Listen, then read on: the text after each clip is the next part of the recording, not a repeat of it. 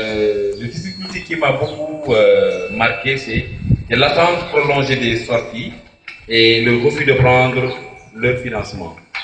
Monsieur Faye, vraiment, ce exposé bi am na solo vraiment ça a été une réussite quand même wax nga ñu effectivement lan mooy bureau d'appui à l'insertion wax nga ñu également ñi nga xam ne ñoo composé bureau bi ba ku ci nekk aussi wax nga njëriñ rôle bi nga xam ne loolu la war a jouer ci bureau bi wax nga aussi difficulté yi nga xam ni moom la bureau bi di rencontrer bokk na ci difficulté yi nga xam ni man ñoo ma gën a marqué bokk na ci attente bi nga xam ne xaar bu yàgg bi nga xam ñi génn ñu koy xaar balaa ñu jot seen financement mais également ñi nga xam ne aussi dañ leen di financer ah ñu ñëw leen jël xaalis ñoom ñu ni voilà ñu daal di ragal wala ñu yeneen kii alors que am na seen yeneen morom yoo xam ne bëggoon nañ ñu financer leen wax nga ko tout donc vraiment loolu am na solo ak aussi collectivité locale maanaam maire yeeg yooyu yi nga xam ne vraiment impliqué wuñu réellement ci insertion jeune donc vraiment monsieur Faye ñu ngi lay remercier.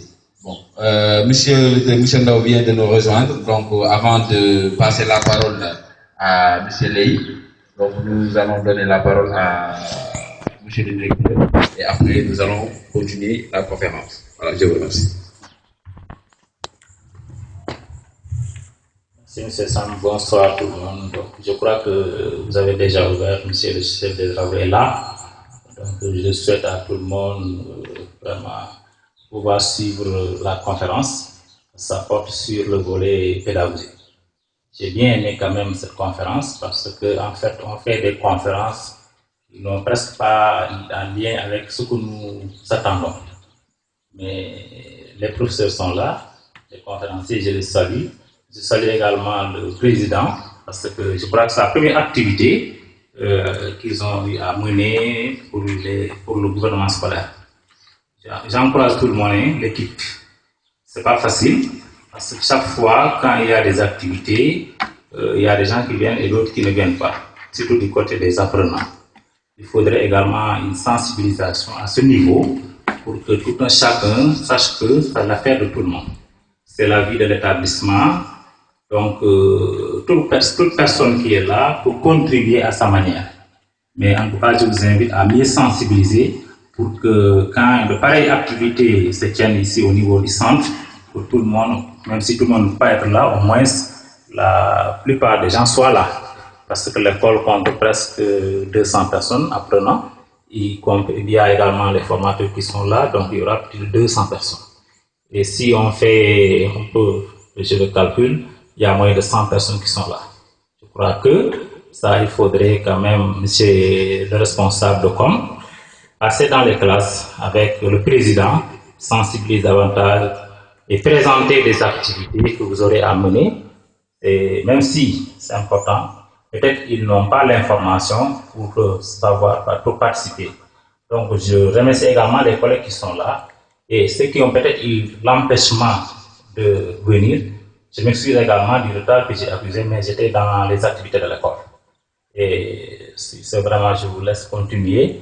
Si j'ai quelque chose à dire par rapport à la conférence, je vais intervenir. Merci. Voilà, merci monsieur le directeur. Et avant de continuer également, bon, parce que vraiment, activité c'est pour les élèves en réalité. Et des fois, dañuy sentir que ni élèves yi dafa am ci ñenn ñoo xam ni duñu jox peut-être importance yenn activités yi nga xam dañ leen koy defal ñoom. Donc vraiment loolu aussi war nañ ci xoolaat bu baax aussi parce que loolu il faut ngeen am responsabilité parce que yéen da ngeen fi ñëw pour jàng pour une durée ñeent déterminé ngeen génn am métier exercer dimbali sa bopp dimbali say waajur comme ni mu ko wax. Donc loolu dafay laaj benn responsabilité. Voilà. Avant de continuer, nous remercions également monsieur et madame Bao ici présents et monsieur Thiam, qui sont tous des formateurs. Monsieur Maria est là derrière, de même que monsieur Senghor. Nous vous remercions également. Donc nous allons passer la parole à monsieur Ley, formateur en communication et formateur en prix. Voilà. Monsieur Ley, à vous la parole. Merci, M. Sambe. Tout d'abord, donc, je tiens à saluer M. le directeur, également monsieur le CT Alfousseni Diamanka et l'auditoire ici présent.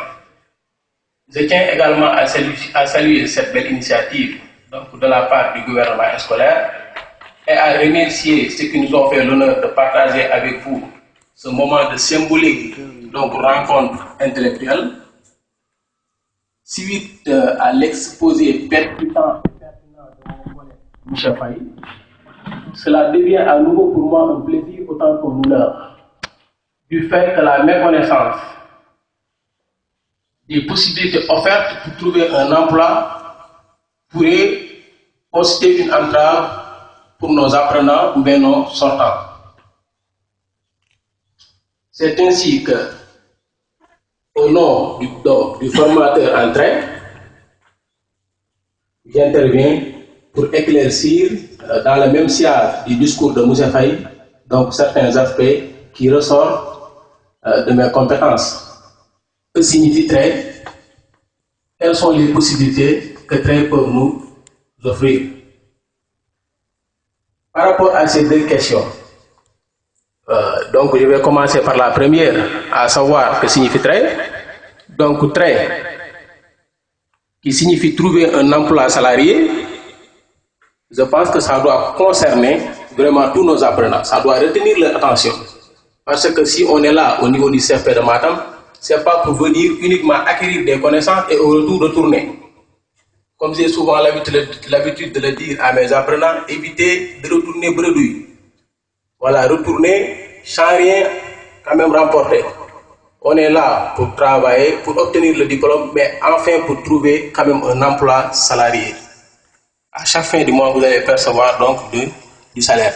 Donc, technique de recherche d'emploi salarié signifie les différentes possibilités mises donc à la disposition de la personne diplômée pour pouvoir obtenir un travail rémunéré.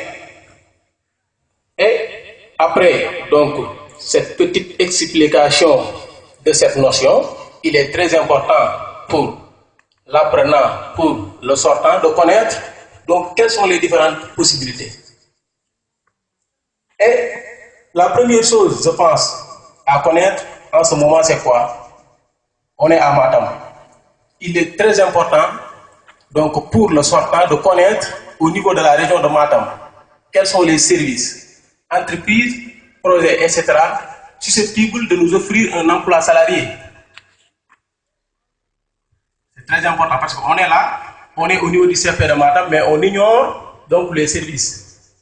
Et après avoir obtenu le diplôme, c'est nous qui devons quand même faire des démarches auprès de ces services, ou bien ce sont les services qui doivent quand même nous venir prendre. Laquelle, donc, de ces deux possibilités allons-nous prendre? Donc, c'est nous qui allons faire des démarches pour connaître les services. Donc, la première chose à faire pour l'apprenant et qui est établie au niveau du processus donc, de trait, c'est quoi? C'est de connaître au niveau de la localité ainsi qu'ailleurs les différents identifiés. Par exemple, on l'a fait ici au début de l'année, il y avait quelques élèves qui étaient présents. On avait, à l'aide de Moussa Faye, quand même recensé pas mal de services. Ici, au niveau de Matam, parce que Faye garde les données. On a listé pas mal de services qui ne cessent quand même de recruter des diplômés de l'école. Et on a aussi pas mal d'exemples. On a des élèves qui étaient là et qui sont sortis avec succès. Et après, les services ont fait recours d'eux. Qui fait partie de trait, mais que je laisse donc le soin avec Mouchaba d'y revenir, c'est-à-dire connaître vos droits et vos devoirs. L'individu ne doit jamais au plus grand jamais ignorer ses droits et ses devoirs. Comme on a l'habitude de le dire quand on était à la fac, nul n'est censé ignorer la loi. Nul n'est censé ignorer la loi et je pense qu'il y a un projet qui est en cours qui vient donc pour consolider ce principe. Donc bientôt, donc si ça finit par réussir, bientôt on va installer, mais l'État va installer au niveau des lycées quand même le droit. Donc vous voyez comment c'est important. Et après cela, donc il est très important également de relever quels sont vos atouts et vos points faibles. Parce que chaque individu a des atouts, mais également des points faibles. Et après avoir relevé donc, les atouts et les points faibles, il est ipso facto quand même urgent de trouver des remèdes face à ces dernières.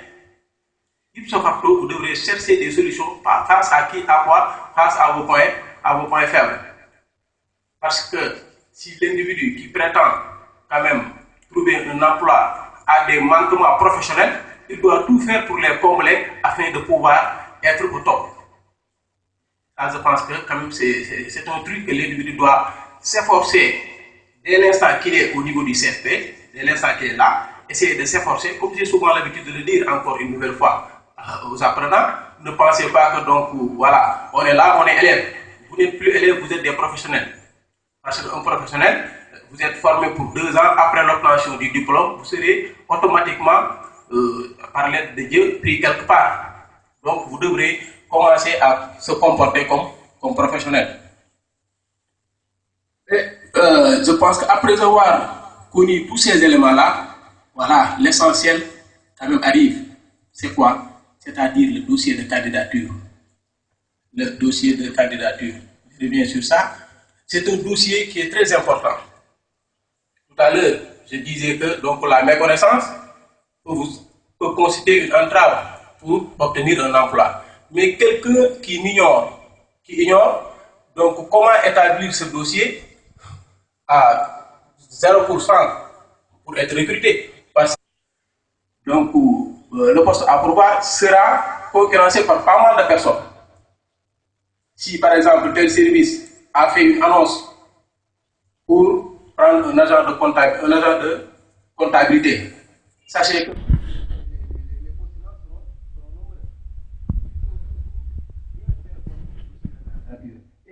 qui dit qu'au dossier de candidature dit quoi? Dit donc le CV et la lettre de motivation. D'où l'intérêt de se poser la question de savoir à quoi sert le CV. Donc le CV est une carte de visite professionnelle, une plaquette publicitaire du professionnel que vous êtes. Il permet de faire comprendre rapidement à un employeur ce que vous avez à vendre, c'est-à-dire ce que vous avez su faire avec vos compétences qui peut être directement profitable à son entreprise. L'objectif premier du CV est de décrocher un entretien avec un recruteur, de faire ouvrir une porte. Il doit donner envie de nous rencontrer. Et là aussi, une petite précision, le CV doit être fidèle, doit également retracer ce que vous avez comme diplôme, ce que vous avez suivi comme formation et stage. Mais il ne faut jamais mettre à l'intérieur de nos CV quand même des informations fausses. Pourquoi? Je viendrai après. Et également, donc, la lettre de motivation qui est souvent qui sont deux dossiers ensemble, la lettre et le CV. À quoi sert également une lettre de motivation? Vous le savez, il ne suffit pas d'envoyer un CV pour postuler à un emploi. Comme son nom l'indique, la lettre de motivation est votre première chance d'inciter le recruteur. Il faut l'inciter.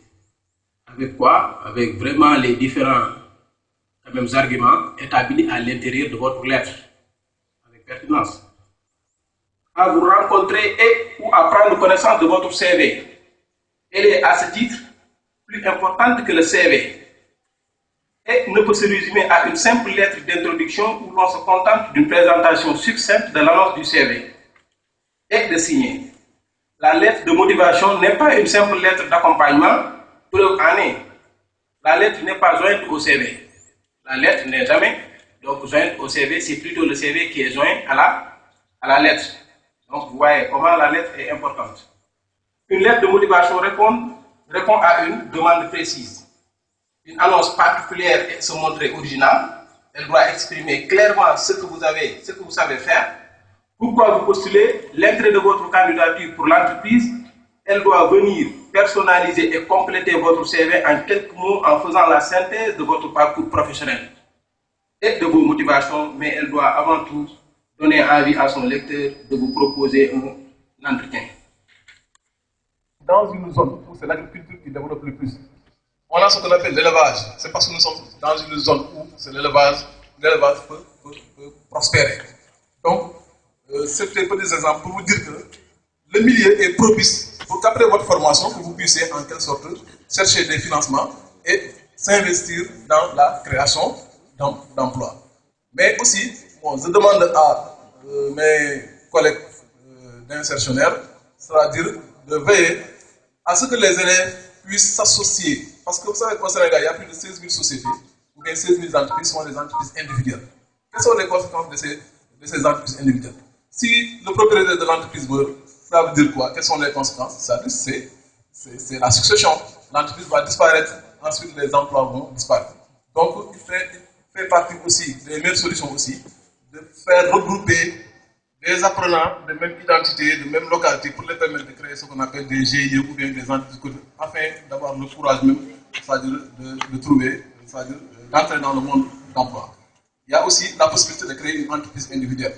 Pour créer une entreprise individuelle, il faut aller soit à la direction de la statistique, ou bien aller à l'APIX, ou bien aller au niveau du tribunal régional pour chercher ce qu'on appelle un registre du commerce. Après, vous cherchez ce qu'on appelle votre NIA et vous trouvez le siège et vous demandez un financement pour ouvrir votre entreprise. Mais il faut quoi? Du courage. Parce que la création d'entreprise, ça demande beaucoup de courage. Il faut oser. Même, il ne faut pas avoir peur de prendre les financements. Parce qu'il y a des financements du BIT qui sont là, mais souvent les élèves ont peur de prendre ça, je ne sais pas. Donc, il faut aussi éliminer tous les facteurs, tous les obstacles devant vous empêcher de de créer votre propre emploi. Donc ça, c'est un conseil que je donne aux élèves.